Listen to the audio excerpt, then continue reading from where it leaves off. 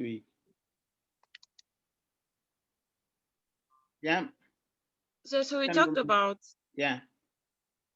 political campaigns and their effects. Yeah, excellent. And you mentioned that the effects are actually the objectives of the political actors. Yeah, usually that's where what the actors or the campaign managers want to achieve.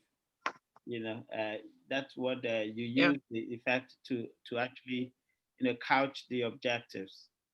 But of course, there are other unintended objectives. Unintended effect.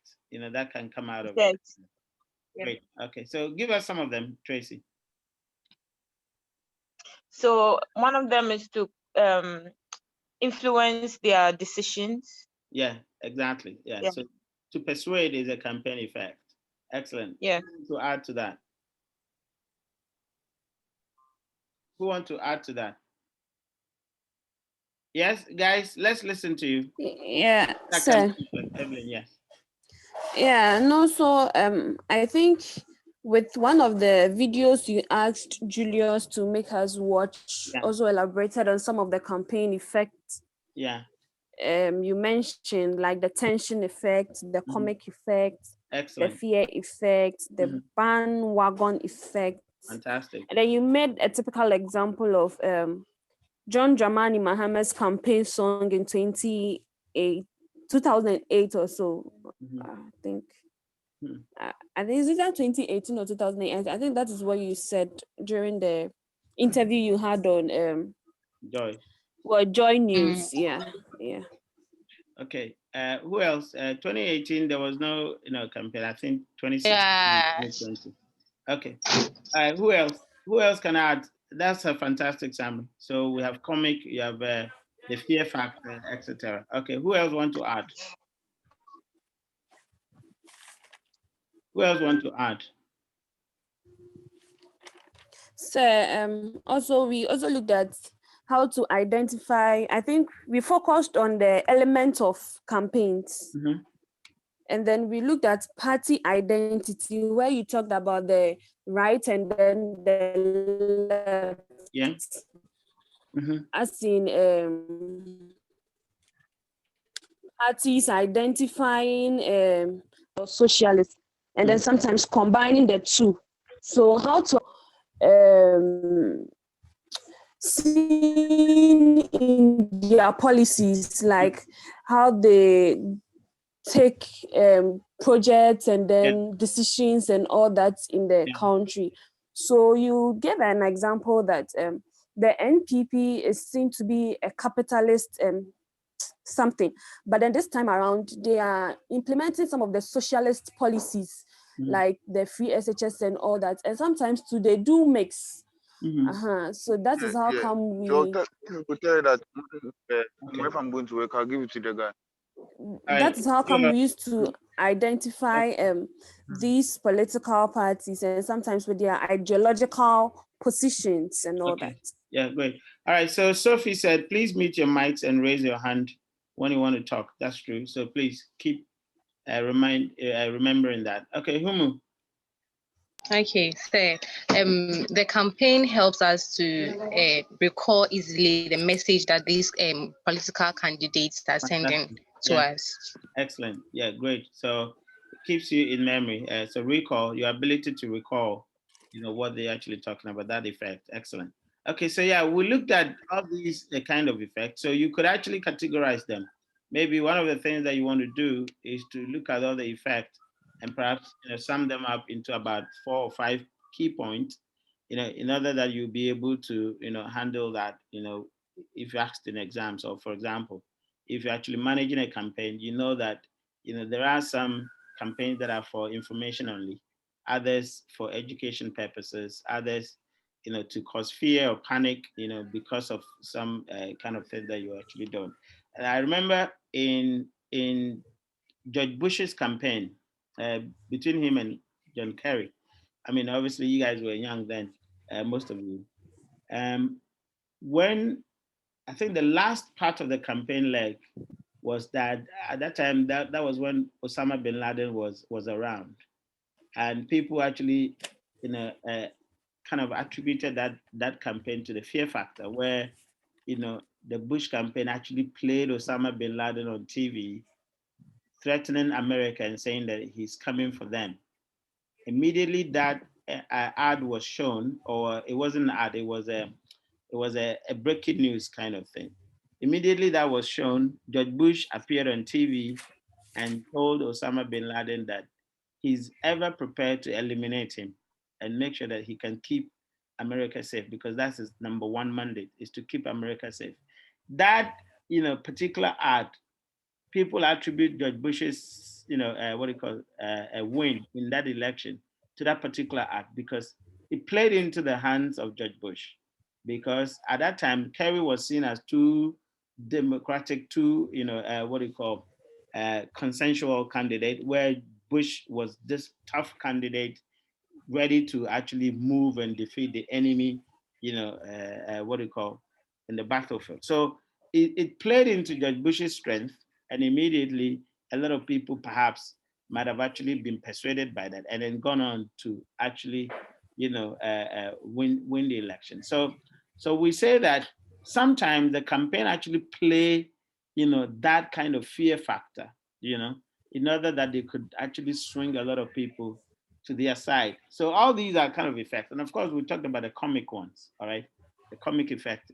The idea that sometimes the system could be so tensed up and certain arts, you know, maybe they are not, you know, engineered for that comic, you know, part of it. But then there is something that kind of emerge out of that. And that's, you know, the Okada advert, for example, all right? It came up with a comic effect that was perhaps unintended, okay? But it sort of softened the political system, all right? And sometimes, you know, so many other, you know, subculture effects that actually come on. You know, that there've been some few languages that have actually come on as a result of, you know, political campaigns, for example. We talk about ONAPO, right? And ONAPO came out of a political campaign. So that's an unintended, what do you call, effect. You know, the idea that political campaigns can actually bring out some subcultures, some slang languages that we use that actually emerge out of the political campaign, you know, and so many other ones. I think, what was it? The All Die Be Die, yeah, came out of campaign period, isn't it? And then what I think there was one also attensium, isn't it? Attensium, people are now using that attensium is because of Nanado's reference to Muhammad's campaign, isn't it? And all these are some kind of effect that we get. Anyway, yeah, Sir, yeah, please, I want to ask a question. yeah, go on. So I was reading this CBS News, it was on Trump's 2016 campaign, Yeah, where he had his he had this digital marketer called Brad Pascal. yeah, And then I actually read how Brad was able to use Facebook ads mhm, to like micro target yeah, people with yeah, ads. And so the ads he was able to send to people individually based on what they like and their exactly. colors Yeah, and then the things that they like. yeah, And like it was able to bring Trump's success yeah, in the 2016 election. yeah, So I'm like, are these things too also involved yeah. in the political communication thing and Because everything? yeah, I mean, I remember Pascal was, you know, I think the immediately after the 2016 election, Yes. he was brought to the forefront to manage Trump's, and they Mhm. immediately mobilized almost 1.5 million volunteers, you know, Yeah. for the 2020 campaign. That was one of the, I mean, the huge campaign infrastructure. I mean, setup that you could, and they use what we call nano, what do you call advertisement, you know, which is a social media Yeah. advertisement where, no, we call it native advertisement. So based on your what do you call, your internet interest, all right? So when you go online, if you like shoes, if you like Mhm. cars, and you're always having that, you know, what do you call, uh, those content on your On your search, social media, yeah. yeah, what they do is that they use, the cookies to identify your interest, and then they can nano target, all right, that is specific to your interest. So you can see that two people sitting down, you can even test it, when you're sitting down with your friend on Facebook, you see that all of you are on Facebook, all right, but the kind of ads that you see on your page, your friends, is different from your friends because of native advertisement. They're able to kind of micro target based on people's interest, and that has been one of the most effective tools that uh, political campaigns have used. Especially, you remember, I don't know whether you heard about the Cambridge Analytica. Yes, there's the psychographics part that they use. Exactly. Yeah. So Cambridge Analytica, what they did in Nigeria was that during the Goodluck, and I think was it Goodluck, yeah, and Buhari's competition. Buhari is from the north and Goodluck is from the south, and there was at the time that group, what's the name, Boko Haram, all right, maiming people, Christians, up north, all right. So what Cambridge Analytica did was they were showing videos of Christians being maimed, in the South, on people in the South Facebook or social media pages, all right, trying to cause kind of dissent for Buhari, all right, because in the North they were not seeing those videos on their social media pages, but those who are in the South were seeing those videos on their social media pages.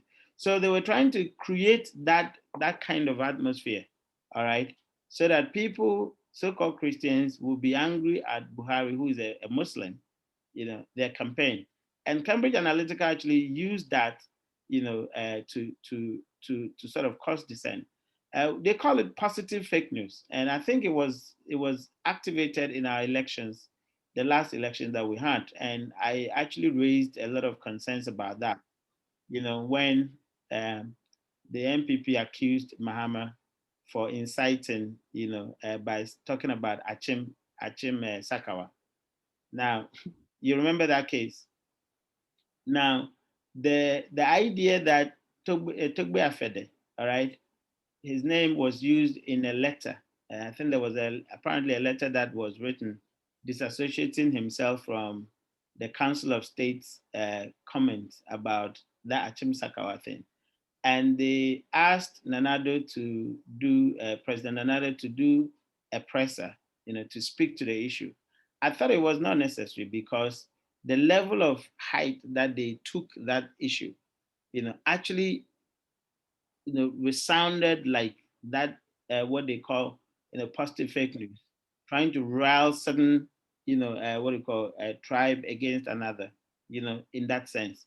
And I thought that it was unfortunate. In fact, I had then seen a letter from the president's campaign, talking about why should Tugbe Afede disassociate himself from that when they just wanted to use, positive fake news. They say this small positive fake news that they wanted to use. And I said, well, that's not a small positive fake news. It's a big issue. And that is what actually brought all about Cambridge Analytica and etc. It happened in our elections. In fact, I wrote about it in one of my book chapters on fake news. It happened even in this guy's constituency, Afenyo Makin's constituency. People gave, fake alerts, and it led to people being, fighting and being hurt, etc. All right. So yes, they use what we call native, to kind of influence and to persuade people, and that has been on the rise these days. You guys have to be watching out for some of these things. All right. When the book chapter comes out, I will share it with you guys so that you can actually understand what I'm talking about. All right. That's clear, Rachel. Okay. All right, good.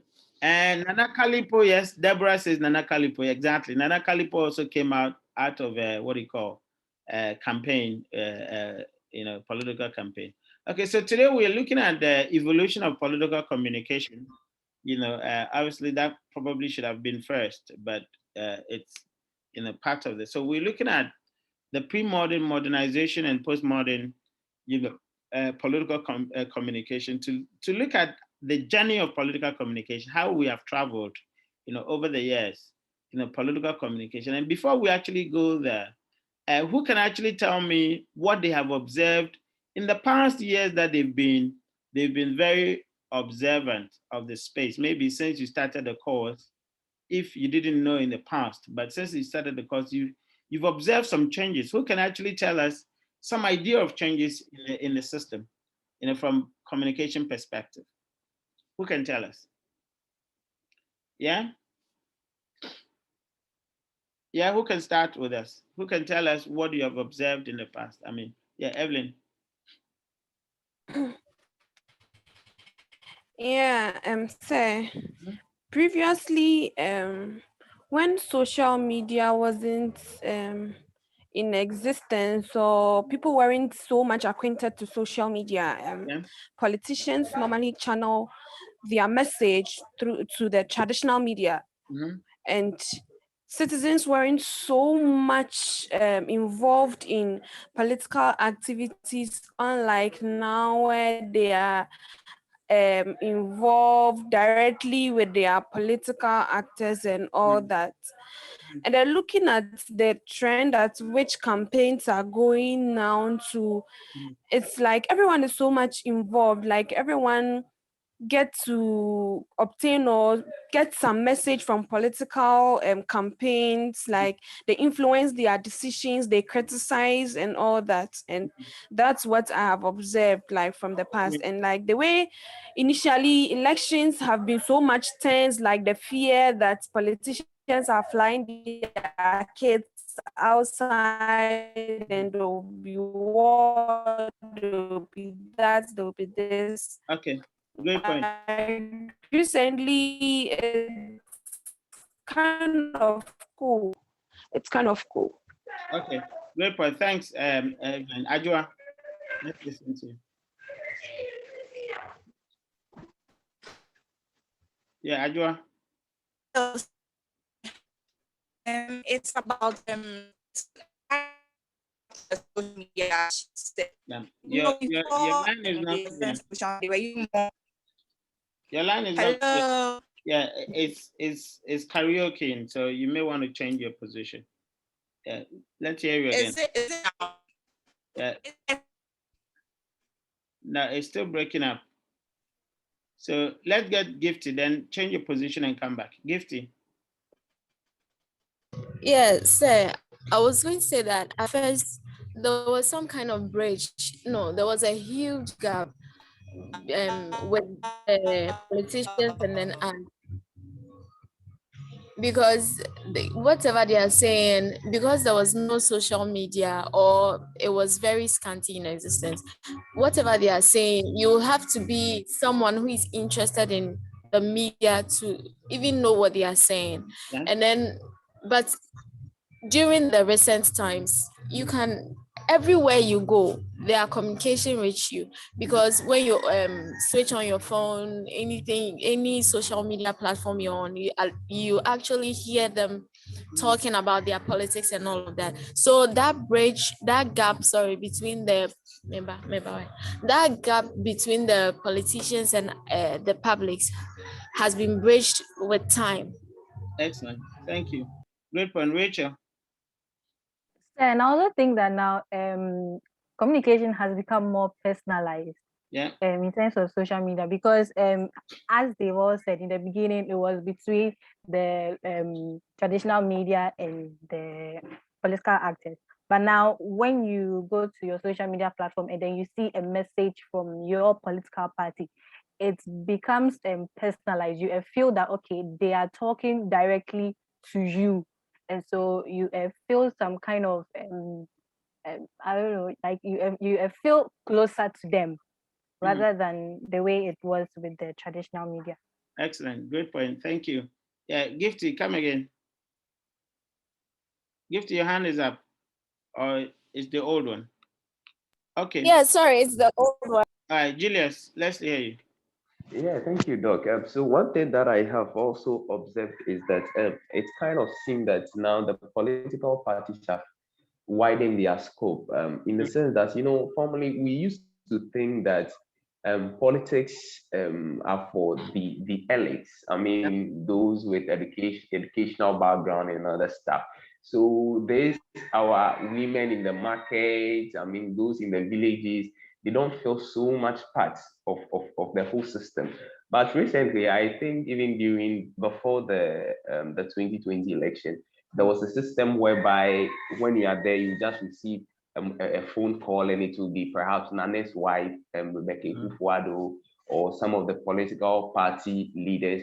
I mean, telling you, oh, vote for NPP, this. So the people felt so connected. So they felt part of the whole system. And I think it was one thing that I observed during. Excellent, good point. So the points that we have all raised, we agree that there has been a diversity in the field. All right, there's a diverse kind of players. If you look at the players as you have explained, in the past when it was only the traditional media, people who were not political or who were not interested in politics perhaps escaped what you call the kind of politicking in the system.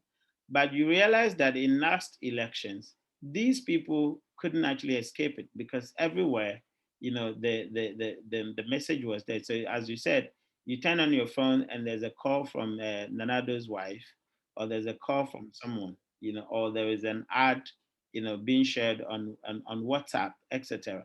So there's a diverse, kind of channel. When you look at the content as well, there's diversity because not only were they using the usual, text and maybe photos or videos. Now we're looking at memes, all right? We see a lot of memes flying out. We see a lot of cartoons flying out. We see a lot of what we call GIFs, all right, flying out. We see a lot of multimodal kind of messaging, all right, with songs. Obviously, they had been in the past, but we had seen quite a lot of diverse content, for example. So in content and in the players, as in the people who are doing the communicating or the communication, we have actually gone beyond the traditional, to embrace quite a lot of people. Of course, the audience had been widened because if you look at it, those days, the youth did not really participate or discuss politics. Because it's flying out on our mobile phones and things, the youth participation or discussion in politics actually gone sky high. We saw a lot of people, canvassing for political parties on Twitter, which they call them 700 Twitter, right?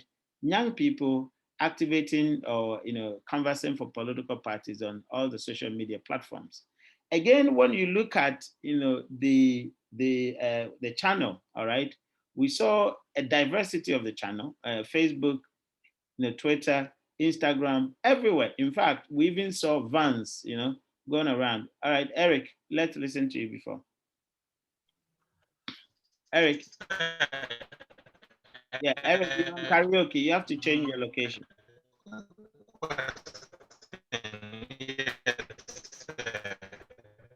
Eric, change your location and come back because we can't hear you. We can't hear you at all. Change your location and come back. All right. So all hello, sir, can you hear me? Yeah, you're still karaokeing. Hello. Hello. Okay, say it again. Let's hear you. Okay, Eric, we can't hear you. Come back later. So the diversity in content, in channel, in the actors, actually comes to fill the gap, as I think Gifty was saying earlier, because there was a gap between the politicians and the people, because people saw politics as elitist kind of conversation. So they would not ordinarily tune into what you call talking point to listen. They would go and listen to Kumama Mazimbi, or they will go and listen to Kunkumbaja. Unfortunately, for this time around, you switch into your Kunkumbaja, all right, but on your phone, you will see political messages flying here and there. So it sort of bridged the gap, between the so-called elite and the ordinary folk, because it was very, very personal. Campaign was very personal in a sense that it came straight onto your phone. So you didn't have to have a TV before you consume the political communication, all right? Or the campaign, for example. Then, of course, we can actually also talk about the nature of the campaign itself, which I call them the OUI, all right? The official campaign, the unofficial campaign, and the informal campaign. The reason I call them OUI is that if you look at this particular election, we had a lot of informal campaign content. People sat down in their rooms and created political ads and sent them. All right. So you see, people who actually supported Nanado created their own content. Those who have the skill set, maybe somebody knew how to do animations or how to create some memes or how to create some campaign ads. They sat down in their rooms and then they whip these things and they become, what do you call it, mainstream. So these were very, very unofficial because parties didn't sanction them. People created it themselves.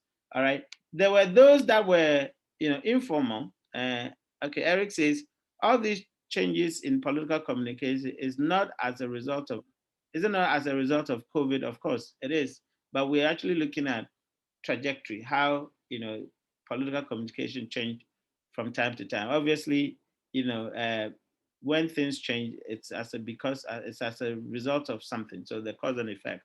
So COVID, is as a result, perhaps for the change into the digital that we're talking about. Yeah. So you realize that there were quite a lot of unofficial campaign, or political communication put out there that were not actually sanctioned by the political parties, but people ordinarily, decided to actually create them because they had the competence to actually do that. There were also quite a number of, what I call informal campaigns. Something that usually it comes out as a what we call attack campaigns. Now, the Papano and then Mamino or whatever campaigns that we saw were not campaigns that were official, all right? These were informal, highly informal campaigns because, there were stray issues that people sat down to couch and then pushed them into the mainstream. So they plotted these kind of, political communication on the sidelines of the main campaigns and gradually fed them into the mainstream, and they became mainstream. So you realize that even in terms of the characterization of the political communication, apart from the official campaigns or official political communication that were ongoing on the party's handles, pushing that through the traditional media, etc., there were also unofficial campaigns that were unleashed into the system. All right, and they ended up becoming a mainstream campaign. So we see that even in terms of characterization, you have official, you have unofficial, which were created by ordinary people who felt so strongly attached to a political party and felt that they have a particular competencies or skills that they could use to help the party and created these messages and put them out there. And then there were informal campaigns that possibly could be sanctioned by political entities or political officials, but per their nature they mustn't be seen as attached to them, and so they created them outside on the sidelines of the official campaign and threw them into the system, and they became what we call mainstream. I strongly think that Papano was a creation, all right, was a deliberate creation to actually disrupt the NDC campaign. And it is part of political campaigning. I mean, attack campaigning had been there, ever since. People, which we call the PAC, or political action actually committees, action groups, they create some of these things. But the difference is that majority of them, the PACs, are identified with political parties. But this one is different because there were no, what do you call, clear-cut links with certain political associations or political groups. But you could see the traces of officialdom in it, because right after Papano, we saw what do you call this guy, Sydney come with a song, all right, to back it up, to bring that unofficial campaign into the mainstream. And then, of course, we saw this guy, the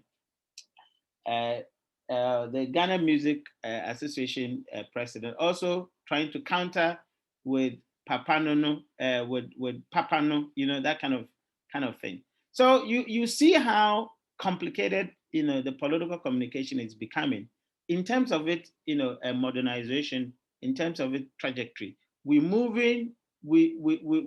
from a very community-based, which we're going to actually look at in terms of the pre-modern, onto the other side. It wasn't a boy, it was this guy. What's his name?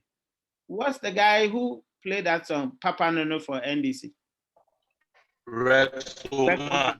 Yeah, Rex Oma. Yeah, Rex Oma had to counter with Papa No when what do you call Sydney came with Papa No, to sort of balance it. And it was quite interesting. I mean, as a political marketing guy, as a political strategist, I was just sitting back and analyzing what's going on. I said, wow, we have become really creative now.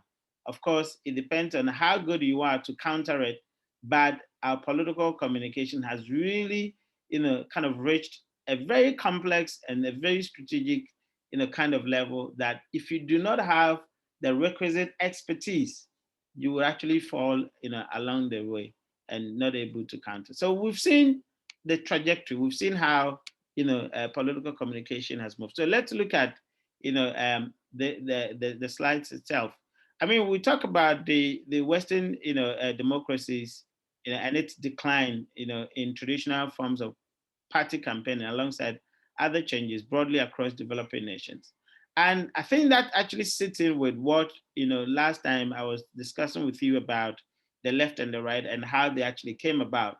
In the past, the society was structured in that sense because you belong to a peasant, family, like peasant farmers, the working class and all those names. Everybody knew when you mention someone's name, where they belong. So people can actually say, okay, this house, they are, MPP, or this house, they are NDC people. Why? Because the structure, the political structure was tied in with the socioeconomic structure. So your what do you call it? Economic status immediately, defined your political status, all right? And so campaign, I mean, local rallies and door-to-door canvassing was almost easy because you could actually identify and say, okay, these guys are anti, these guys are for, and whether, depending on the strength of their loyalty, you probably can move in to convince them or to persuade them or not to persuade them or let them be entrenched in their thinking. We had that. Now, over the years, obviously, the society had become much more complex. And so you cannot say that because someone is economically of a higher status, they belong to the center right. You cannot say that. You have to actually have quite a number of other demographics, indicators to be able to identify where in a particular party, a particular family or individual actually belong. So the evolution of political communication globally could be categorized, as we said, pre-modern, modern, and postmodern. And we can actually break down into content channel, actors, electorate, orientation, and the sources. All right. Any question or contribution? Any question or contribution from you guys before I continue? Okay. So we say that if you look at the pre-modern party, the party was very much, centered around obviously, the ideological, position of the party. But key was also the party leader that was at the apex, surrounded by a few close political advisors. So the campaign was very much, led by that. And then, of course, as I said to you guys, the campaign was very much direct, because people knew, in communities were not that big. So people can walk to, voters or target groups and then have that conversation. So the idea of door-to-door campaign is not new. Door-to-door, as people call it, retail politics, it is not something of a modern creation. It is how that political communication was actually revolved around. I mean, political communication was much more direct with people. You get into the community, you get onto the doorstep of someone, and then you have that conversation with brochures, with leaflets. and then you can speak to them for some few minutes, and then you can move along. Now, obviously, the society became much bigger because of economic activities. Modernization meant that people moved from their villages to other communities. Communities became diverse, in terms of character. I mean, communities were not, were no longer homogeneous group, i.e., one particular tribe, but they became diverse with other tribes moving in, people migrating into other spaces.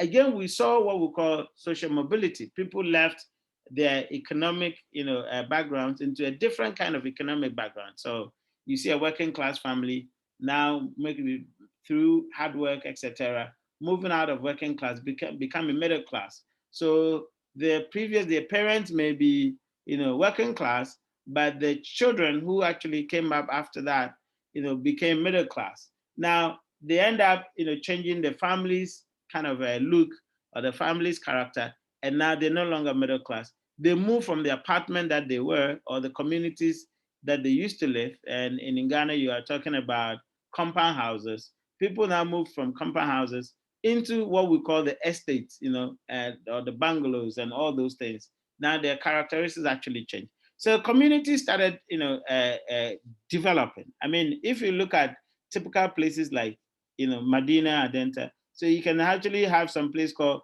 Medina Estate, which means Medina itself was not, an estate. It was just a community of a bunch of people, in that. And as the people started, moving, the movement of economic movement, people started, having money, being rich, etc. They create a sub of the main community, and they call it estate. Now, before, as you go and check, you find that quite a number of them perhaps are from the community, but they're not rich. So they're building, a kind of a different type of accommodation. And then you can find other people who have also moved from other communities into that with the same kind of economic base. So you see that gradually communities start changing in character and in terms of demographics, other kind of characteristics you could actually, address. The campaign, at the time was ad hoc, was short-term basis, was for a period, and it was more of a network, as we have actually spoken, because the religious groups or the social demographic groups or socioeconomic groups were more aligned, to a certain political persuasion. So maybe a group of maybe Christians would probably align with the center right. Maybe a group of, maybe Muslims, for example, will probably align with the center left, per our tradition, because of the history of these two parties, all right? How, Nkrumah and perhaps the UGCC then actually formed and organized. So you find that a certain religious persuasion actually belonged to a certain, political persuasion in that sense. Over time, those changes or those things have actually changed. All right. Again, the campaign, and we're talking about pre-modern. All right.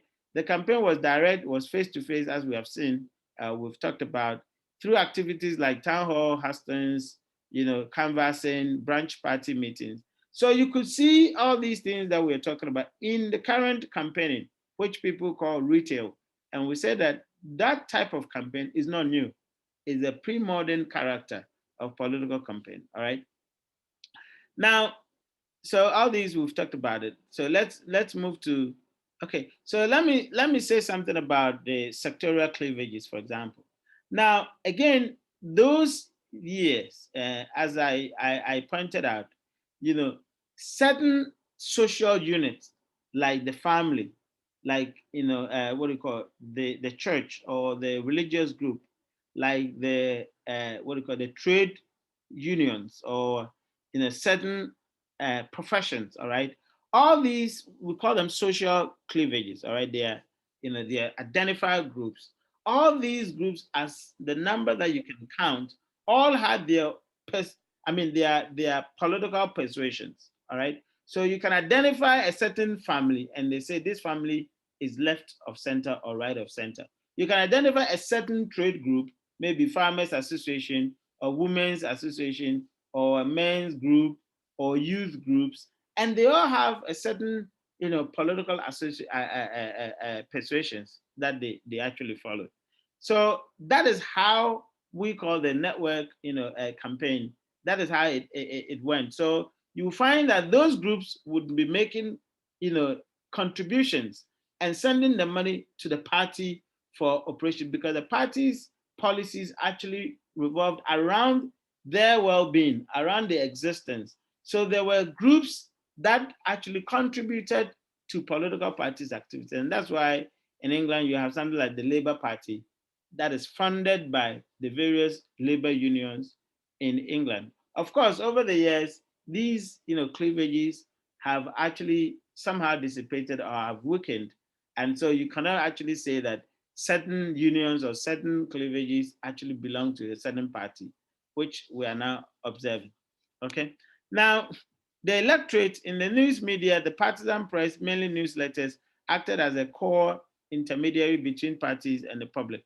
Yes, let's see who is saying. Rebecca, sir, please, I can't hear you. Okay, Rebecca, check your network, probably where you are. Can you guys hear me so that I know that it's not universal?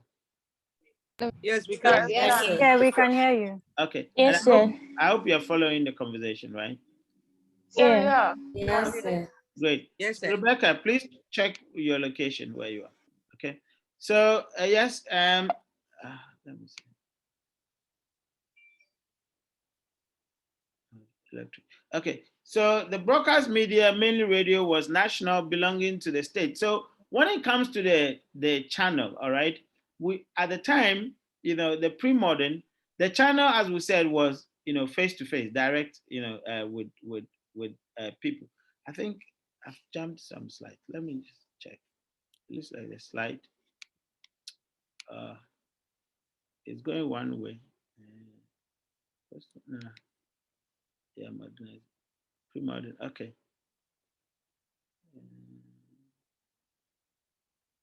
All right, cool. So as we said, the main channel for communication at the time in the pre-modern, try exiting and joining again. Okay.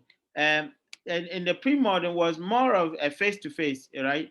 A direct, kind of conversation, a networked, kind of approach where political parties dealt with, groups as well as dealt with individuals directly.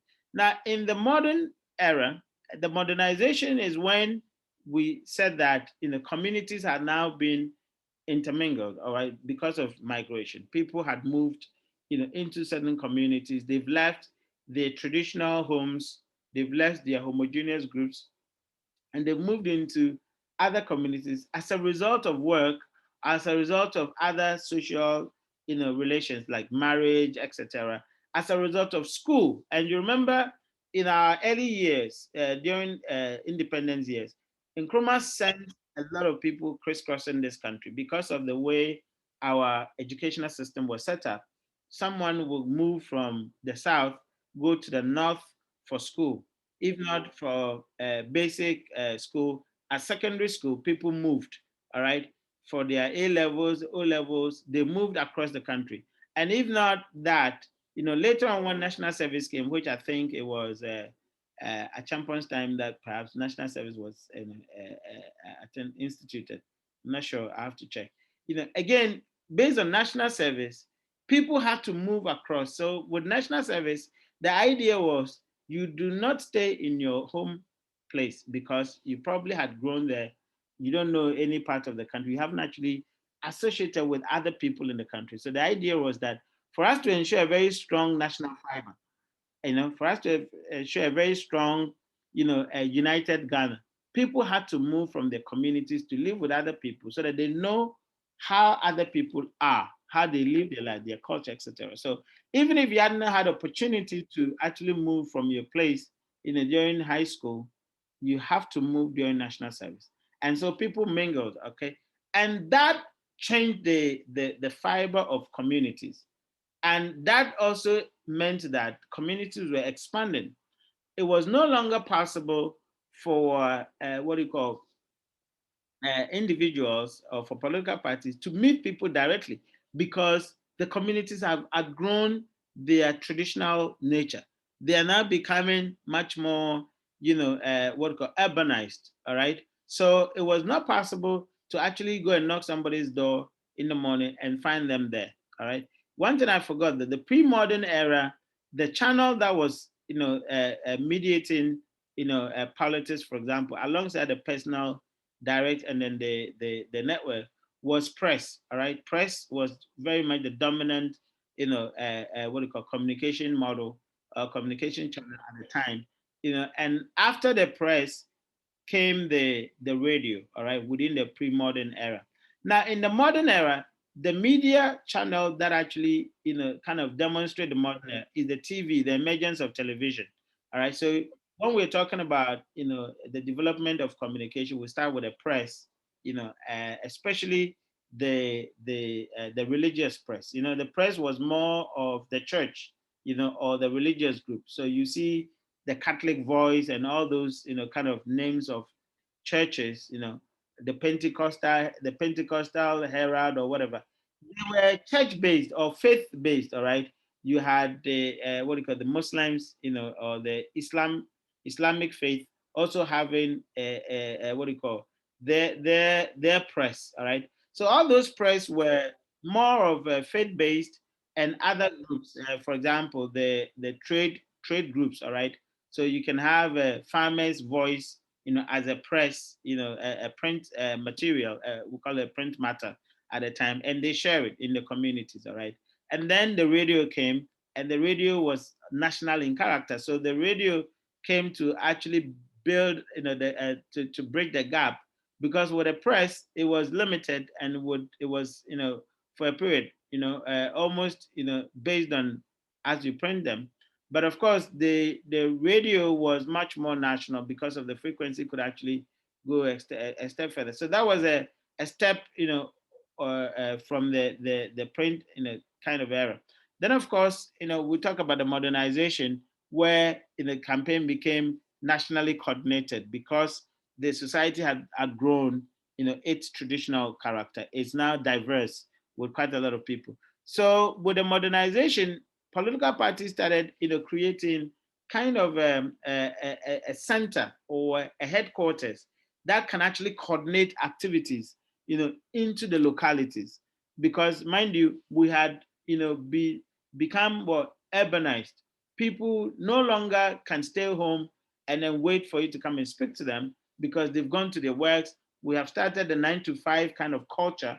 It's no longer farming communities or fishing communities. It's more regimented kind of environment where a company says you start work at 9, you finish work at 5. And so if a political party is coming to your home, you may not be found. They cannot find you, for example. Again, they needed a certain kind of, system to mediate the conversation. And that's what, the emergence of TV, is actually used as a one of the defining moments of modernization, because then we could actually combine text, with visuals, we could combine so many other. So the TV offered a multimodality kind of communication. And that was much more, compelling because people could see people talk. And that was more, you can call it personalized, although it was mediated, because then we've added another dimension to the entire communication where you can see people speak to you directly. All right. So campaign also started having paid professionals. In the modernization campaign, you see that certain people with certain skill sets, like posters, were being employed in the campaign, marketing researchers were being employed in the campaign. You have what we call beauticians, all right? People had to actually determine the wardrobe of political activists or political, what do you call, politicians, for example, the candidates, all right? Unfortunately, I don't know whether in our campaigns we have things like special skills like stylists, all right, or groomers, people who groom the candidate to make sure that your hairstyle is fit for the target groups, that you're wearing a certain kind of attire that could actually depict, the kind of message you want to put across. I'm not sure whether our campaigns have, what do you call, those fashion fashion people. Who has an idea? Has anyone got an idea whether our campaigns employ, people who are stylists or people who are groomers, etc.? Any idea? I know of the Western part, but not here in Ghana. That's true, Ajua. Yeah, in Ghana, who had been Eric, slave queens, they have their place in the campaign. Sir. In the Western world. Yeah, Evelyn. Sir. Yes. I think currently Baumia's wife is trying to bring that in existence, because most of their political programs, whenever you see Baumia's wife, her dressing, her style or sense of fashion is being talked about. Okay, so she probably has a stylist, all right, but not for her husband. Does the husband has a? So is it for her or her husband you're talking about?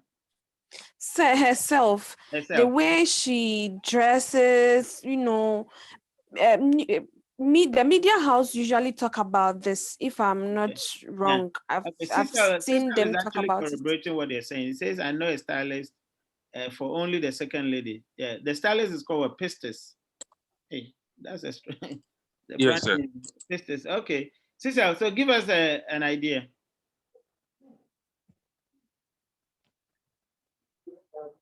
Sure, sir. So I think Pistis is the one who does the designs for the second lady. Okay. But I doubt the gentlemen have anybody styling them. Mm-hmm. Which is wrong, yes.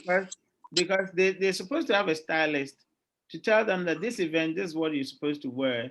It's part of communication. We call it image management. Tracy.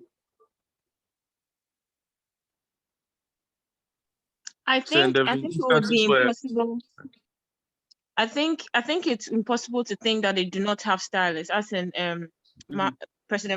ex-President Mahama and then the rest. It's quite impossible to think so, because in Ghana there are so many famous and eminent stylists in Ghana. By all means, one of them should have that kind of right. I don't know. Yeah, I can agree with you, but we want to be sure that indeed they are employing. Okay, certain. Yeah, we want to be sure that there are instances where some of their dressings have come under fire. Guys, hold on. Sister, come again. Your line was breaking up. Yeah, hello, sir. Yeah. There are instances where the president's clothing has come under fire. Mm-hmm. The public thought he didn't dress appropriately. Yeah. I remember sometimes it is the suits he wears and how there is something like a hanky at the wrist always. Mm-hmm. So I doubt he has a stylist. Okay, Akosia says Pistis is a designer, but not really a stylist. Akosia, I don't know the difference between that. Do you want to tell us the difference between the two? With a designer, you will go to her with the style you want. That kind of. Akosia, your line is not clear. Can you pump up a little bit? Hello, sir. Yes. So with you're very far away. You sound very far away. Oh, sir, hello, sir. Yeah, we can hear you now better. Okay, so sir, with a designer, you go with her with your style, the kind of style you are looking for. It's not the designer that determines. So based on your style, the person will sew a dress. And Pistis is a fashion designer. There's a difference between a fashion designer and a stylist. The stylist has the kind of look in mind. So it's the fashion, and the fashion designer brings it to life. So she will say, okay, I want this style, but Pistis is not a stylist. Okay, so so that's a good one. So at least they have gone on to employ maybe a designer, and perhaps maybe what they have to do is to have a stylist as well, in that sense. And all these are job creation. You see, Margaret says, "Sir, with the president in his attire for the address to the nation has the kind of clothes to wear, and most at times explains the content of message he's given to us." Yeah, I remember there's a guy online on Twitter who always explains the president's clothes and what it means. Great one. Yeah, now. Yes, sir. With the stylist, are we talking in sense of where this color or wear this design because it commands. In terms of image management, the campaigns actually employ, someone who actually determines events and what the candidate must wear, and especially the color combination, especially looking at the candidate's, skin color and the kind of words that could actually bring the candidate out. All right. The stylists also look at the candidate hairstyle, the candidate grooming. I mean, they look at so many other things. All right. Because I'm saying this. The candidate is camera ready.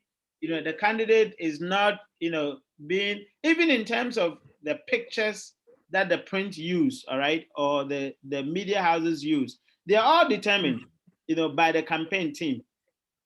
Yeah, go ahead. Yes, I'm saying this because if there's been any emphasis on what the US presidents or their presidential candidates wear, especially with their tie, because usually the normal coats is usually dark gray or blue or black for them, but then the tie is what commands power, peace, and all those things.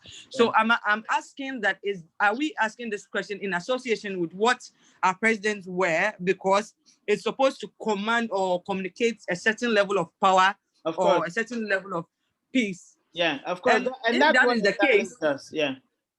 Yes, if that is the case, I don't believe the stylists here that's as in they don't have that requisite expertise. Yes, I would say so. I think for them it's more about you look good in this, you look good in this style, rather than to associate politics with what they wear.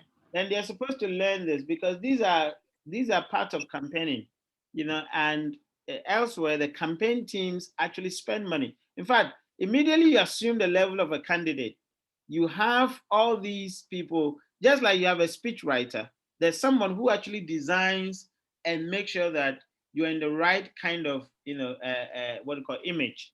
All right. Okay. Exactly. Jacqueline. Yes, sir. So I was saying that when it comes to the styling, I think our last election, it was very visible, especially with the NPP. There were times that whenever the party leaders had to meet, they were all either in a kaftan, white kaftan, which had the party colors branded at the breast pocket side and stuff. And you could see that it was all through. Almost all of them had a particular kaftan style, and with the women, if it was kente, it was like a theme. So it made the NPP look more serious and more presentable to especially on social media. They were the hot topic because of just the way they looked, and it was almost as if everybody was looking that particular way. So in a way, they kind of had a style for all, maybe not a stylist for each and every person, but the party might have decided on, this is what we have to go with, this is how we have to look, and it kind of worked for them. Excellent. Great point. Let's have more observations. I mean, after class, you could actually have a more look out and see, whether we can fish out some information. Evelyn.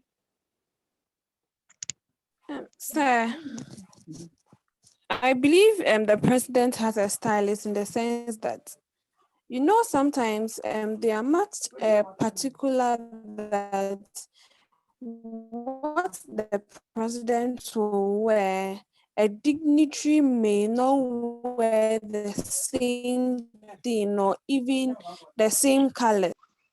And then also looking at the kind of program they are going, president should wear. So I believe our presidents, or even our previous presidents, have stylists, but they are not as in. Okay, so those of you who are closer to the campaigns, get some information and brief us, all right? Because we want to know whether the political parties or the campaigns actually employ people to groom, to style, and to actually determine. Because the image management is very important, all right? Even the kind of shoe you must wear, all right? You remember the Sarkozy, I don't know, those of you who remember Sarkozy, the French president. When Obama was going to France to meet Sarkozy, Sarkozy's shoe was over the top. People were like, why is this man almost at the height of Obama, because everybody knew Sarkozy's height, all right? Then one photojournalist actually directed the camera to his shoes, and they realized that it was more than, the shoe length, in terms of the heel was very high, all right?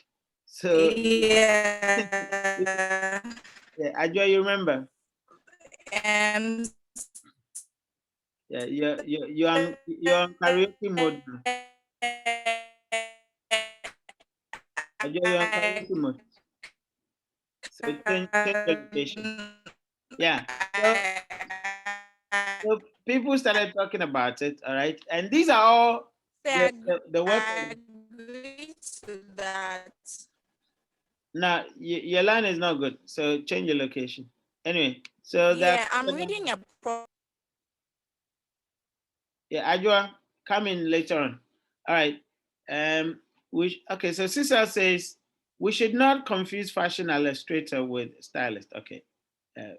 Thanks. All right. Again, the partisan newspapers in terms of modernization towards national television news, the development of a more detached and instrumental electorate, less strongly anchored to party loyalties and social cleavages. As we said, because of the breakdown in the social, cleavages, like, for example, the families, because of movement, people move from their traditional homes to other places. They gradually found themselves detached from the family traditions, all right? So somebody moved from the family house, move into a different city, and they're no longer, committed to the family traditions or the family rituals anymore. They develop their own identities. Then they tend to follow a different kind of political tradition. And we see that quite a lot. A lot of the young people whose families were traditionally CPP or what do you call UGCC are now finding different political, groups, to attach. And some of them, quite a number of them are frankly apolitical.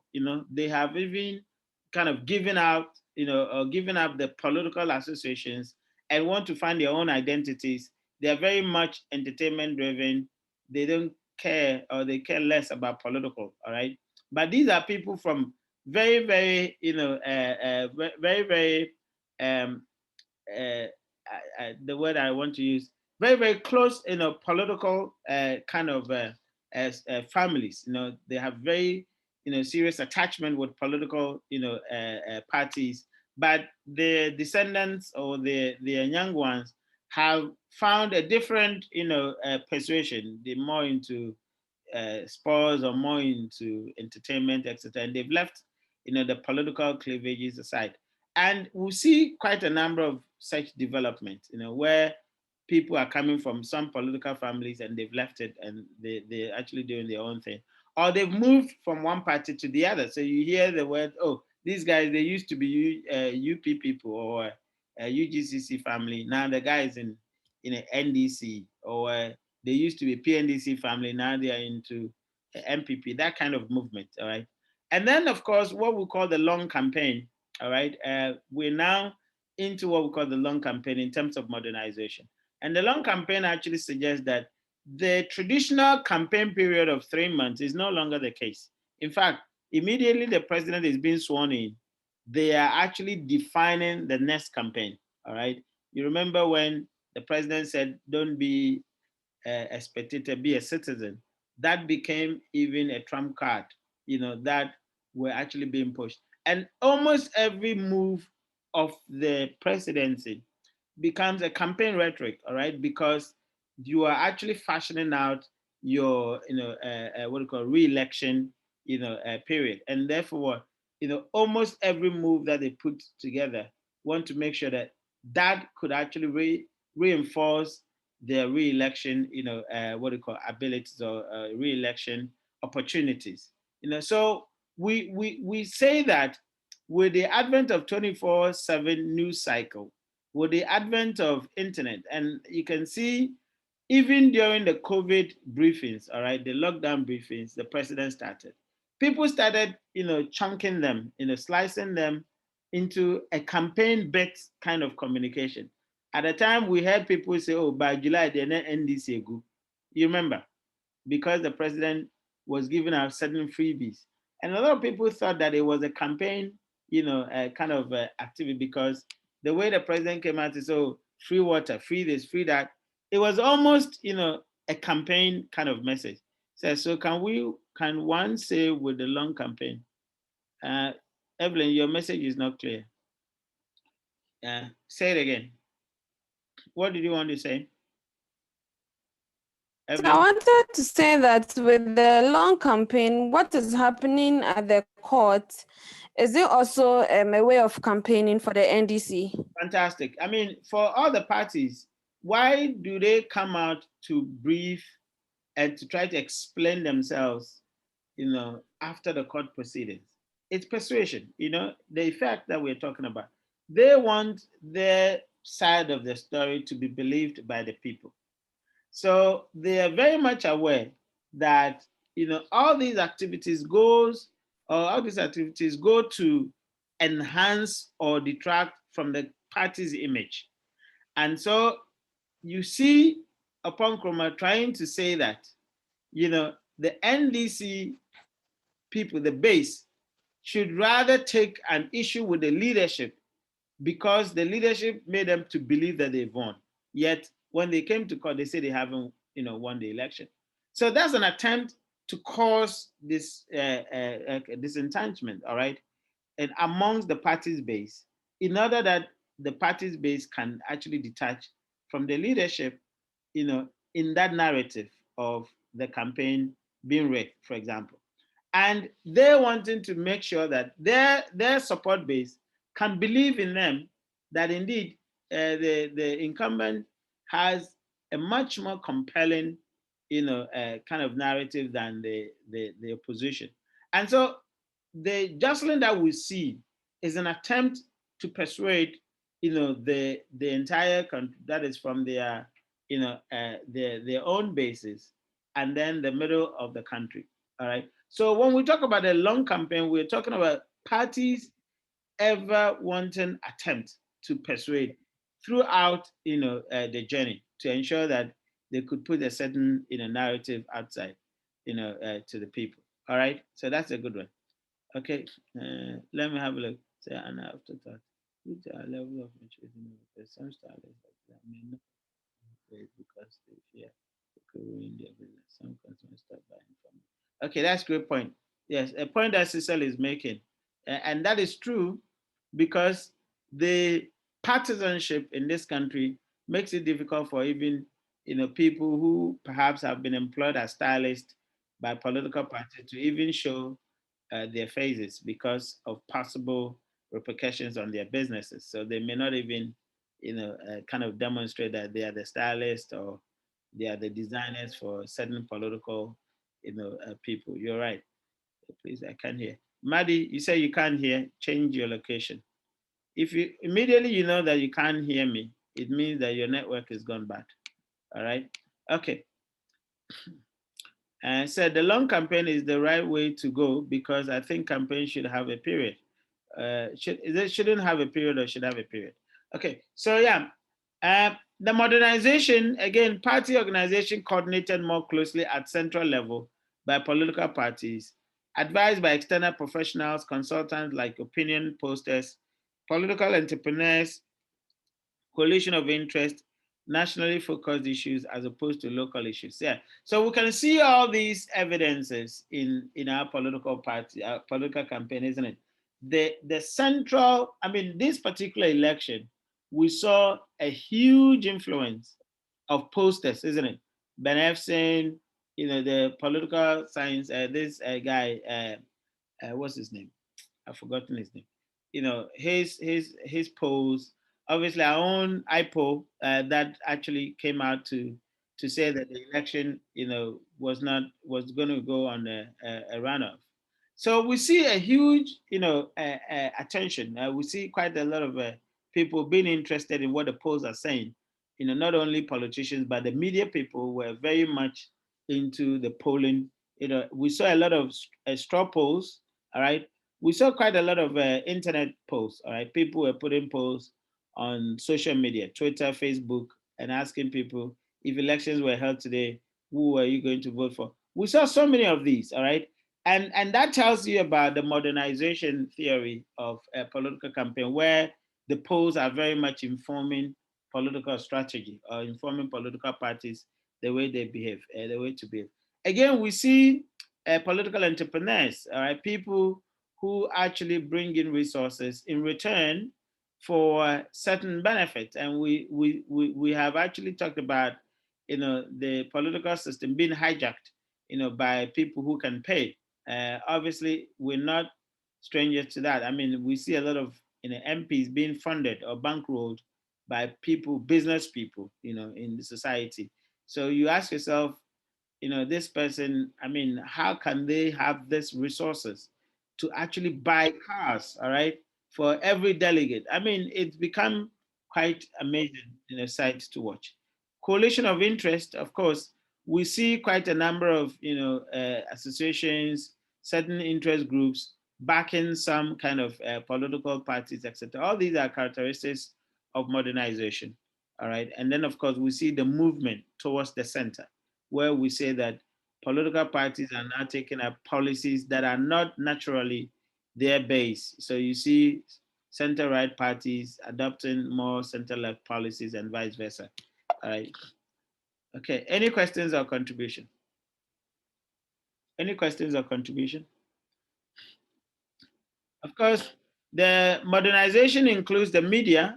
Of course, we can see the growth of the media from the traditional media, I mean, from print to radio to TV, and now we're talking about social media. That has been very, very dominant, in the campaign now. Anastasia. Sir, please, with the media, can you also add a face-to-face? Because even now, even during the election time, we had political parties that were going door to door to do their campaign to their public. So what they call the retail. Yeah. So can you add face-to-face modernization? Yeah, of course. So you realize that in the modernization from our end, we've gone back to the pre-modernization stage, all right, where there was face-to-face and network politics. We've gone back to that because now political parties are doing door-to-door. They're moving into, social spaces like trotro stations. They're moving into, and then we saw the what we call the cards, all right, the pledge cards, where we saw quite a lot of political activists standing in the street with pledge cards and holding them. These were sort of some of the pre-modern kind of activities that have actually moved into our modern era, all right, of campaigning. Yes, so you can actually add that. I remember with the pledge cards, I think the NDC started the pledge cards, around the first time I saw them were around the Standard Authority and 37. And then MPP followed suit with their own pledge cards as well, again, around 37 area. So all these, started, trooping in, as a recalibration of what we used to, political campaigns used to be in the pre-modern era, moved into the modern time. So yeah, you can add that.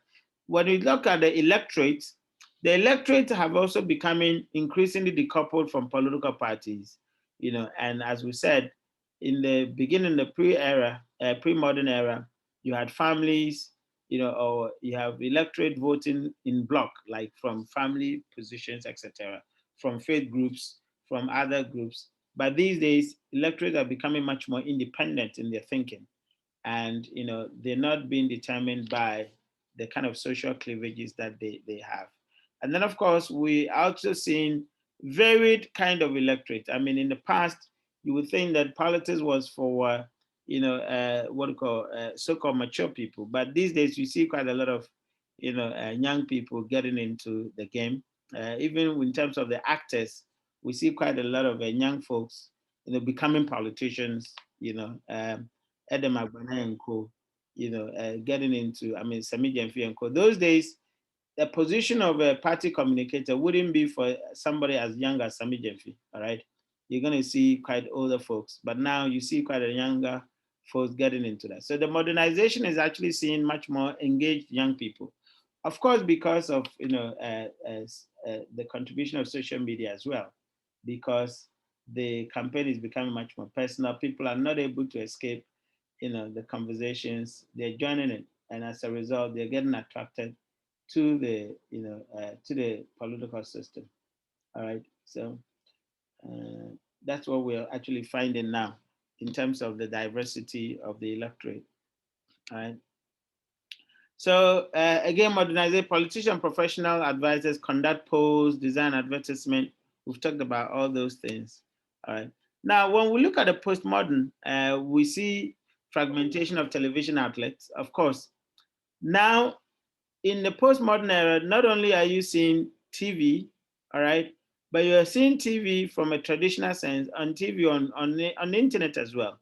Now you see that, Joy FM has its own Joy FM platforms on social media, on Twitter, on Facebook, isn't it?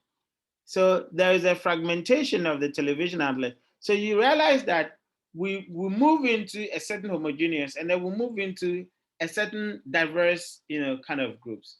So you see again what we call the satellite, television or satellite, platforms. So you see that a television station is in Accra, and they have a satellite offices in the communities, isn't it?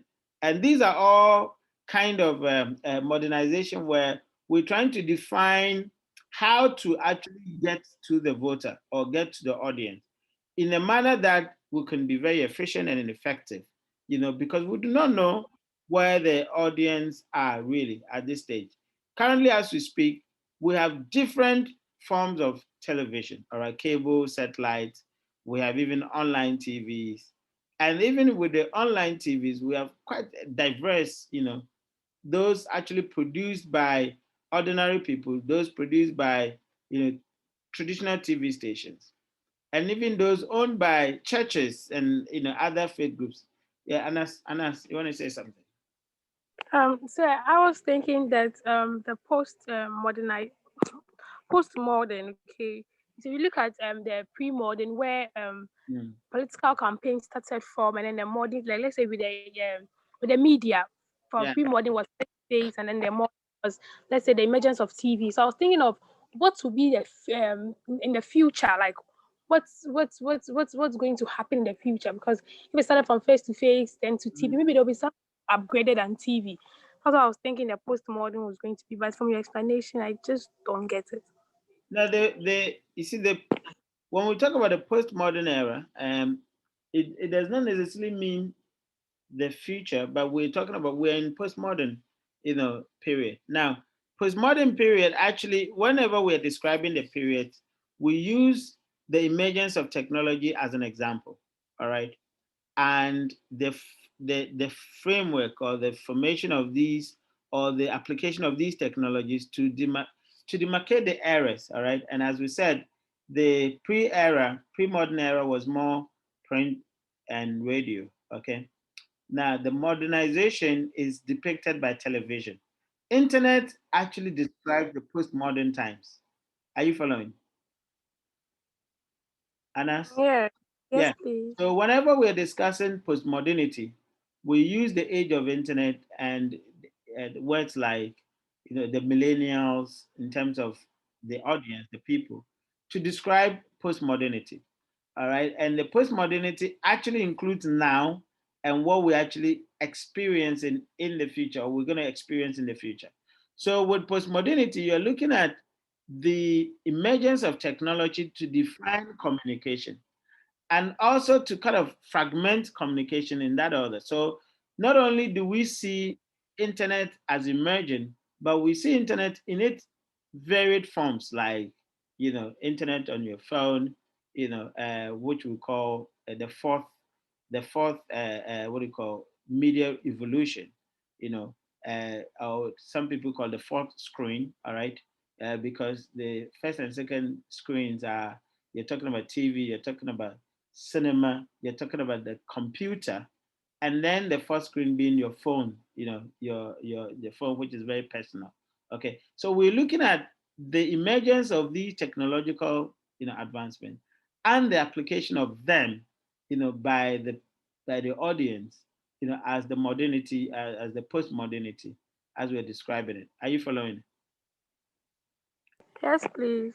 Okay, yeah. So we see the fragmentation of television outlets, as we said, and then even breaking down and being moved into internet spaces.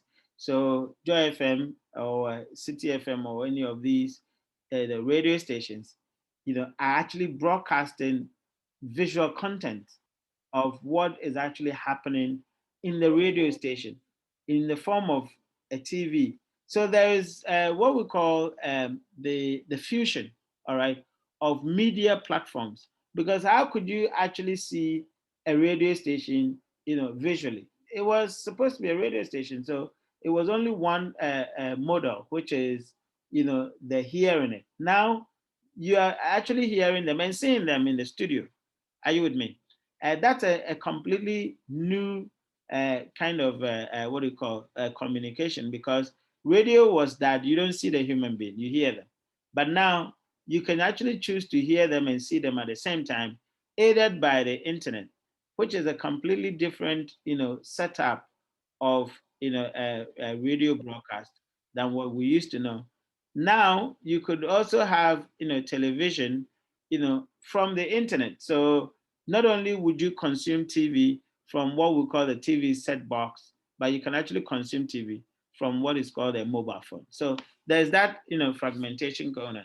And then of course, we're talking about the 24-hour, bulletins. The idea that news is actually 24/7 cycled, and many other, development that we can actually think about. What other development can you think about in this era, postmodern era?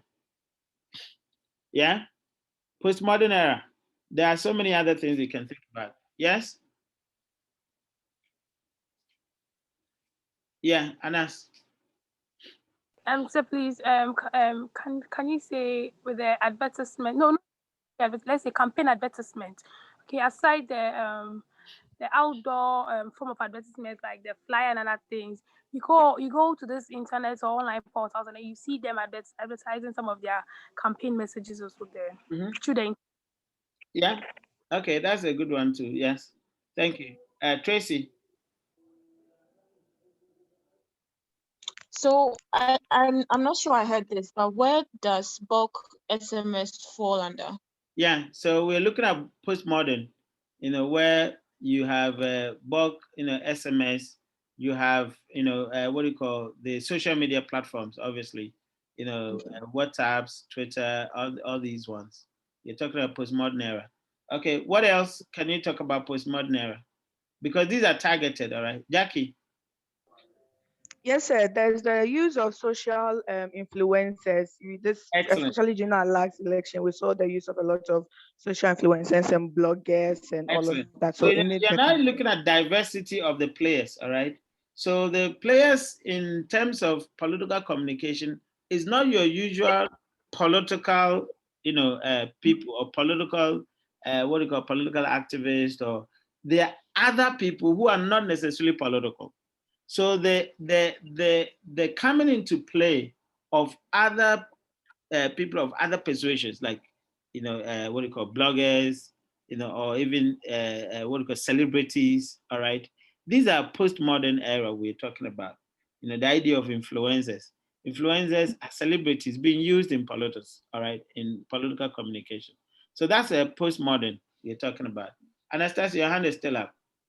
Sir, please, can you can Sarkodie track I've forgotten the title of the song. He played a song for His Excellency. Yeah, can it be like his social? Exactly. So that's what we're talking about. The use of celebrities in political communication. Sarkodie, what do you call Samini, Rexoma. That's the postmodern, kind of character of political communication we're looking at. Of course, we're looking at also what we call the citizen journalism. You guys didn't mention that, but that's a very part of postmodernity, isn't it? The idea that journalism is not by only institutions, but by individual people. People are actually, what we call the eyewitness kind of a theory, all right? People themselves are creating political communication distributing political communication. By themselves, they are consumers of political communication. Are you with me? So you have one individual performing roles, about 2 or 3 roles of communication, in the same measure. All right. So citizen journalism is actually a factor of, or what do you call, a symbol of postmodernity. Okay. And the idea that, what do you call, production of news is not, the function of an institution. The idea that individuals themselves, I mean, look at people creating the YouTubers, all right? Individuals creating, a YouTube channel and having millions and millions of views. They command quite a large audience, more than even the institutional, communication, what do you call, can even master. All right, Anas, you want to say something again? Sir, please, the citizen journalism you said, certified bloggers under that. And so if bloggers are part of the citizen journalism, and then you have some bloggers that their main aim is to cause damage or to bring a bad image to a particular political party. So if there's such a person, how can that person be dealt with?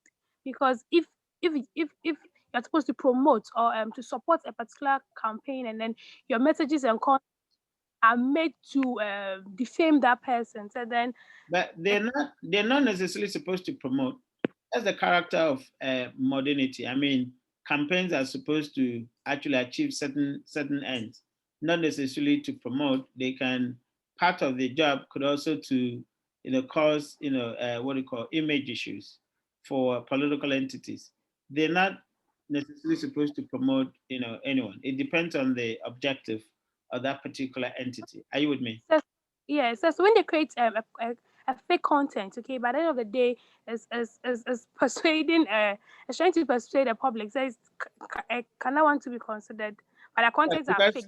Postmodernity, fake news is part of postmodernity, and it has its place, although obviously we say fake news is bad, all right, but ask yourself, why is there fake news? Why is someone, trying to, push certain content because they want to persuade someone, all right? So the effect of communication, as we say, includes persuasion, includes, what do you call, education, but also it includes, if you like, uneducated people, or perhaps educating people from the other side. Are you with me? So it is not about, everything like promote. Even the word promoting itself is about, it could actually, promoting lies is part of promotion. All right. So it's not about the only good aspect, and that's why you're supposed to be aware that there are other people of the other side also doing their promotion. So you have to now devise strategies to actually counter that. All right, now. Yes, sir. I have a question.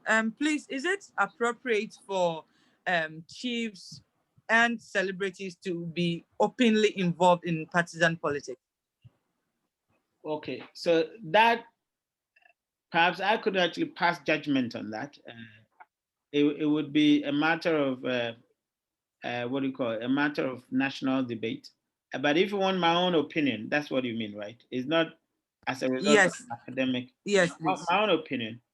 Okay, my own opinion, I think that if you ask me as a strategist, all right, there is what we call source credibility, all right, in political or in communication.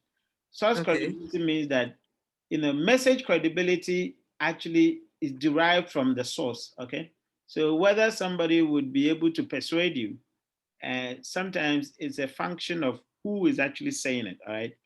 And that means that if I can have Otumfo to speak on a particular issue, I know very well how influential that would go, and the extent that could actually persuade the people of Ashanti, to vote for a political party. Why not? I would want to go for that. Do you get it? Yeah. So as a strategist, I would tell you that one of the most pertinent, or one of the most potent, tool is to have people of, that standing to actually back a political message. All right. But whether that is good for society or not, that I can't tell because I'm not into that. But as a strategist, I would tell you that if I had a way of using, figures like, chiefs and kings backing, I would definitely go for it. Okay, thank you. That's all right. Now, sir, no, it's the first question. Thank you. The first. Okay, yeah, sorry. All right, thank you. All right. Okay, so development, again, we talk about the fragmentation of television outlets, shift from national broadcasting towards more diverse news sources, including satellite and cable stations. And then, of course, the key of postmodern is also the change in the citizenship, all right, or the change in the voter. I mean, in postmodern era, you cannot compel a voter to listen to GBC. How many of you have listened to GBC in the past week or even the past 3 days? Or let's say in the past month? Cry yes. Every day. Serafin, you listen to GBC every day? Yes, please. Wow. So how many of you listen to GBC? I mean, in the past, whatever, how many of you have listened to? I can't. Past 3 years. Yeah, in the sense I can't remember. You see, so that's one critical factor of postmodernity. The national television or the national communication arm, people have actually moved away from that. All right. Now, the character of the voter, as we know it, is a citizen. All right.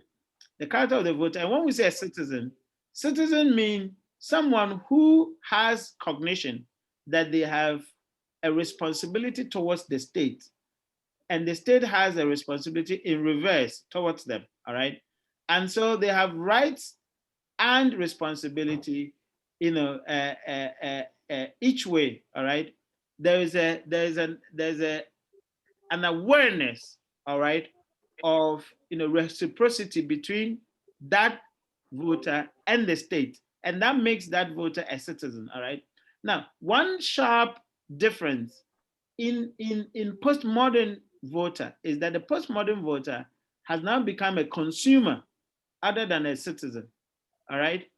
Now, who can actually explain that the postmodern voter had become a consumer other than a citizen?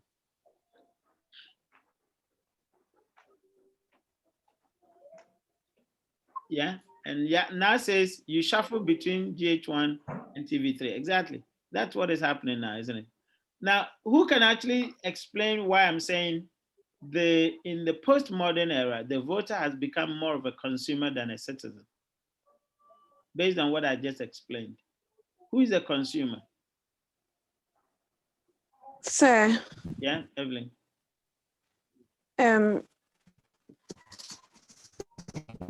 I understand that in the postmodern era, people become consumers in the sense that when they take in the information, they criticize the information.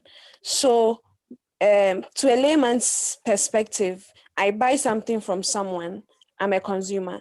I didn't like what I bought, so I come and then I complain. Oh, you should have done this to it, you should have done that to it. So the political messages that are thrown out there are being consumed by the electorate in the sense that they come out with maybe this is what they said, and I didn't like it, and probably they took some comic aspects of it and then they are making fun out of it and all that. Unlike the citizen where like they accept everything just like that, like they are concerned citizen for the peace of the country. So let's move like that.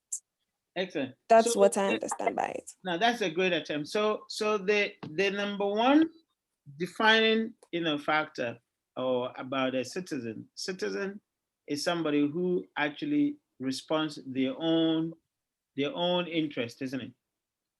Other than as I said, the consumer is one person or someone who actually responds to their own needs. All right. So as a consumer is actually looking at what do I need, and as a result, make a buying decisions based on that. So they're actually listening to the stimuli, which is their own interest, all right, and acting upon that. And the consumer is actually looking at choices, all right. So based on their need, they go ahead to make choices. Now, citizen is more reacting to what you call the communal interest, okay? And that's why a citizen will act even in instances where they're not benefiting directly, they will still take a decision, all right? Because if you pay taxes, all right, and perhaps the tax, or when you pay taxes, perhaps the taxes may not even be applied to, things that you need in your particular area, all right? They will use that, your tax that you pay, to maybe build some borehole or something for some village, all right? But you pay it anyway because it is, so to speak, a consolidated kind of fund, all right, that is being used to develop the entire nation, okay? So the character of the citizen and the consumer are completely different. But we're saying that in postmodern era, people, so-called voters, are actually making choices based on their interest. So you would not actually say, because Nanado is on GTV, I have to listen to GTV. They would decide that Nanado is on GTV, Ekuma Mamazimbi is on maybe Adom. So they would decide to tune into Adom FM or Adom TV and listen to Ekuma Mamazimbi. Meanwhile, the president is on GTV talking. Do you get it? Now, the citizen would actually listen to GTV, to listen to what the president is saying, to ensure that they are on top or abreast with national issues. Consumer doesn't actually think that way. Consumer is actually looking at what will satisfy them in that particular moment. And he thinks that I have more personal needs. Maybe Ekuma Mamazimbi is discussing relationship issues. And that's what I think I need in that particular moment. They will tune in and listen to that. You get it? And that's exactly the character of the modern day voter. The modern day voter, just like as Evelyn you were explaining, is actually looking at what do they think they want, which political party is actually, speaking to them in that terms. What do I get from this campaign? And shifting there, all right? Now, that's different from political activists. We're not talking about the activists. Of course, they have their persuasions and their interests, and so, but we're talking about the normal or the floating voter, all right? The one who we think are persuadable enough in our campaign. Their characteristics are becoming much more of a consumer than a voter. And so when the campaign is not speaking to them in that personal terms, what they're gonna get, all right, then of course they are not engaged because they don't feel interested in what you're talking about. And then again, they're not actually using the channels that you think they would actually use. They're actually, using channels like Kukumbaja. How do you get your message to Kukumbaja? So that this audience can actually be exposed to it and can actually, follow suit your conversation. How do you get your candidate onto Ekuma Mamazimbi? So that, because she's championing quite a lot of eyeballs, all right, rather than putting your candidate on Talking Point, where when you go on Talking Point, you are most likely to have not more than 3 people send you a message and say, I saw you on Talking Point. All right, because a lot of people are quite not interested. Are you following? So in the postmodern era, the character of the voter has changed, all right, to more of a consumer characteristics than of a citizen characteristics, all right? Any questions or contribution? Any question or contribution? Okay, so postmodern era opportunities for newer forms of party voter interaction caused by the rise of the internet, which we have actually seen. The attempt by parties to reassert control in more complex, fragmented, and rapidly changing news environment. So you see that, and this particular point actually speaks to the idea that the political parties, and when we're talking about the mediatization, the idea that the political parties and then the media houses are becoming almost one, all right, where the parties are using the media houses to set agenda. And that is also causing a sort of a disintegration, because political parties are also complaining that the media is assuming too much control, that they fail to actually push out what the political parties want them to push out.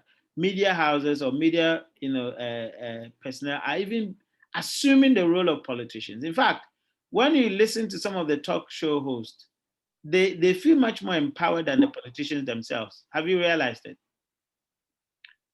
The personality and the posture of the talk political talk programs.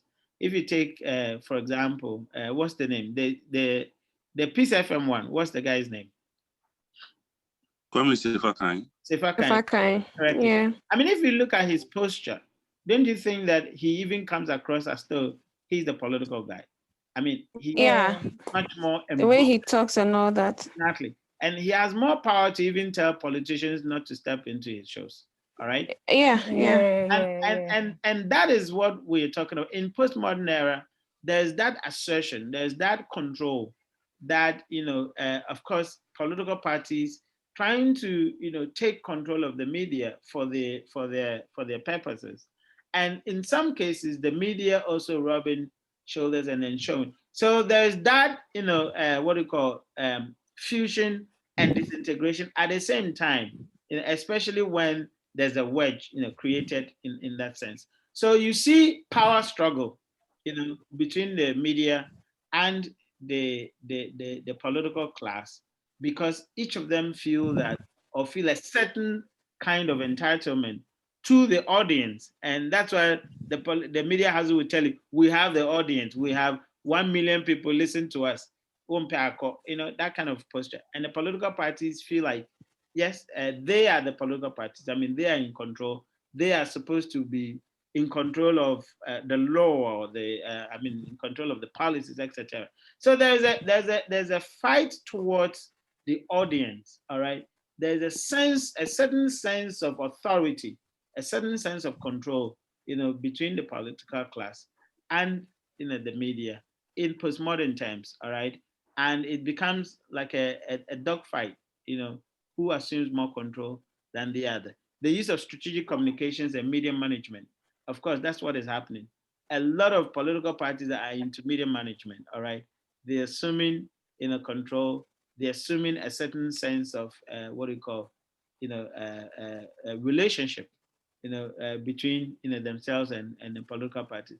I mean, the last elections, look at the documentaries, look at the sheer amount of media content that was actually, pushed out. Look at the diversity of the content, and you can understand, what is happening within the postmodern era. Of course, the emergence of permanent campaign, we've talked about it, informed by continuous feedback provided by polls, focus groups, and electronic town meetings, etc. I mean, first time we saw digital, town hall meetings, all right? The launch of round 2 by the MPP, all right? And so many other, I mean, when we saw the campaign launch of NDC as well, all right, where they had half, attendance and the rest of it beamed on TV and social media, etc. All right, and these are all the kind of, things that we're observing in postmodernity. All right, postmodern campaigns are understood as those where the quota of professional consultants in diverse fields. All right, we see advertising, public relation guys. Okay, Nana. Nana, come in. Sir. Yeah. Sir.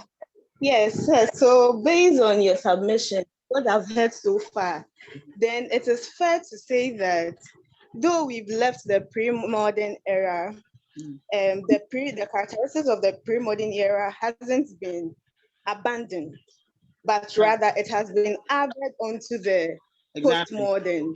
Exactly. Okay. We've moved back, you see, and that's why somebody says that, I mean, there's a quote, I don't know who said it, but they said, since Plato, right, there's nothing new under the sun, okay? Almost, okay. We are recycling almost everything that had been in existence. You know, there used to be, those days, there used to be big phones, we went into the small phones, especially with the emergence of MTN that came in as a space phone. Space phone came up with some tiny phones. And now what do we see? We've gone back to big phones, although in a different frame. So now you see Samsung phone and it's very massive, it's big, all right? But we left the big phones. I mean, the time of Mijina Bontina, make I say, which is, Tigo, at the time when they came, they were Millicom Ghana, and the trading name was Mobitel, all right? It was massive phones, all right? And the analog phones. Now we went to that small Alcatel, Motorola, TAC, and all those small phones. And now we've gone back to the big phones, all right? Even some people are using tablets as phones. Do you get it?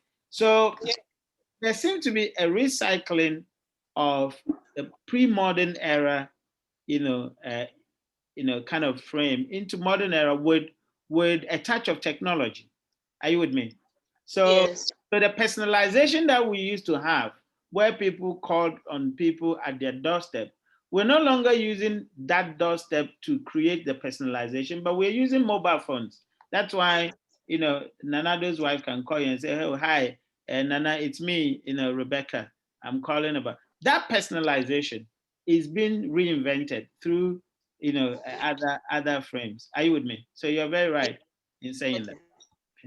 Right. So again, we see, the emergence of expertise like advertising guys, public relations, marketing guy, researchers, all into the campaign, as a postmodern. We've talked about the fragmentation of the media, the fusion of the media, etc. All right. And then, of course, the postmodern characterization, as I was telling you earlier, negative campaigning or negative advertising had been characterized as part of the postmodern. So bloggers trying to write about you and to pull you down is not, it's part of the political architecture, all right? Because how much mud can you throw at your opponent is part of the political campaign. Although we speak negatively about it, or we condemn, we criticize it, but it's part of the architecture of modern campaign. So you have to be, very much aware. I have said several times that, Papano was a creation. All right, some people try to create it so that they can actually bring it to the mainstream campaign, and it worked because it characterized, in fact, it stuck on NDC campaign from the beginning. You remember, for almost 1 week, it was as if it was not going to go away. Who had that feeling? And they found a way of recycling and bringing it back into the campaign over time. In fact, when it came first, and I see some two ladies were on the phone and saying, and they were not mentioning the name, all right? It was like a theater that creating suspense. And then the next version was that, and Mahama, you get it. And they threw in Mahama. The point is, which a lot of people don't know, they threw in Mahama, and Mahama is a generic name, all right? Anybody can be called Mahama. But immediately they threw in Mahama, then people say, oh, it's John Mahama. But what about if the conversationalists, or those who are actually having that conversation, we're actually talking about some other Mahama, okay? But because that is the name that almost resonates with everybody, that was the most prominent name of a candidate. Immediately, they associate that with the candidate, all right? And they go ahead and throw in certain baits that actually makes it, kind of a tag onto a particular candidate, campaign. And you should expect that because that is postmodern, campaign. All right, that negativity. Eventually, after the campaign, have you ever heard Papano, that Papano fight again? It had ceased. Why are they not still fighting on that? If indeed there was a genuine confrontation between those ladies on that particular, it was a creation, all right? And then, of course, you realize that all those narratives that was going on, there was no evidence that you could actually see, because we couldn't even see the parties, we could only hear their voices, all right? But it was so much managed in the sense that it could immediately, attack a candidate or attack a candidate's campaign. But if you are a political expert, a strategist, all right, you can see where it's coming from and how it was going to end because it was a creation, all right? Again, personalized politics, of course, and that's what we're talking about. The idea that we can attack people, and their person, it's part of a political, a campaign of modernity, post-modernity. You remember in 2016 or so, a news and I think a magazine published that Nanado was not well, and apparently they published his health record or something. I don't know. Do you guys remember? Those of you who followed that campaign, all right? Yes, sir. Yeah, they were like, he'll die and all that, and yeah. he's seriously ill. Ill and all that. If that health report was genuine, where did they acquire it? But that's part of the postmodern era campaign. People would go for it. I mean, it's just like the better thing in US against Obama. Trump used against Obama, all right? And people would say, oh, but this is too personal. But you should understand that that's postmodern campaigning. It's moved beyond what we used to say, this is personal and this is private or this is public. It's moved beyond that. Everything is a fair game and you should expect it, all right? So I always tell people who are actually going into politics that don't think that there's a no-go in politics. In postmodern political campaign, everything is at play. They can go after your wife, they can go after your children, they can go after, you have to expect it.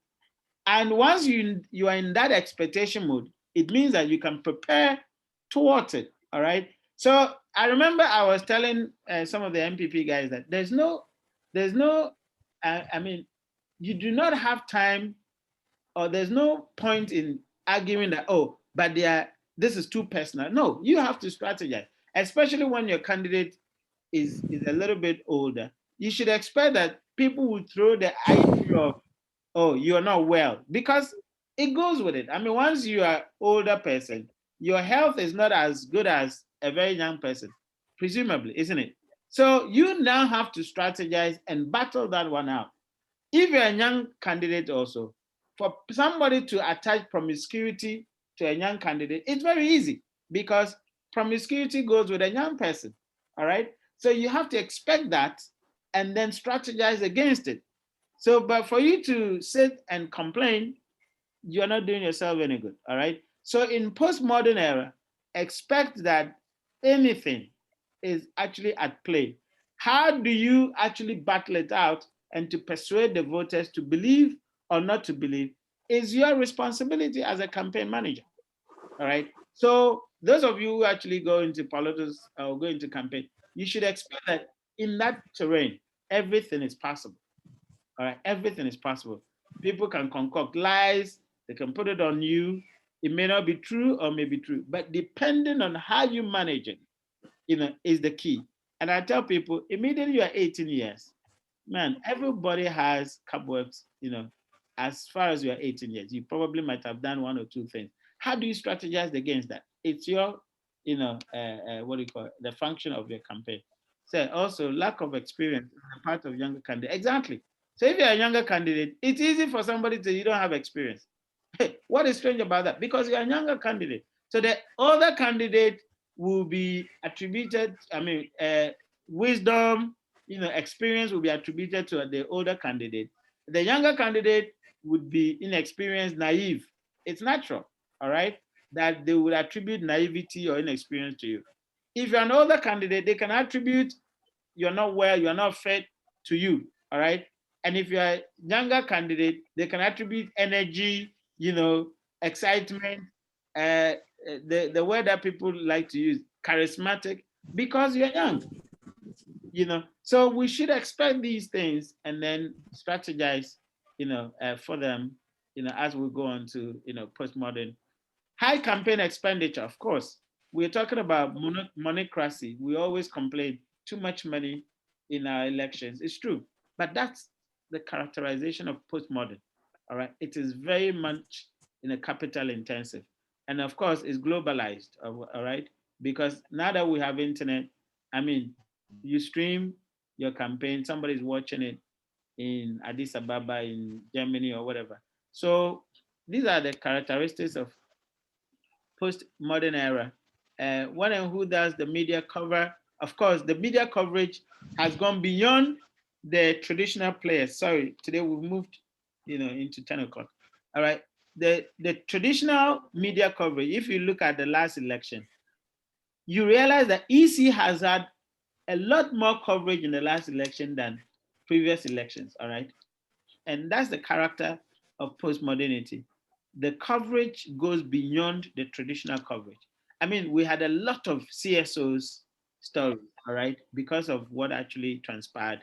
We have a lot of security agency stories than we have ever had, all right? So even the media coverage has now been expansive.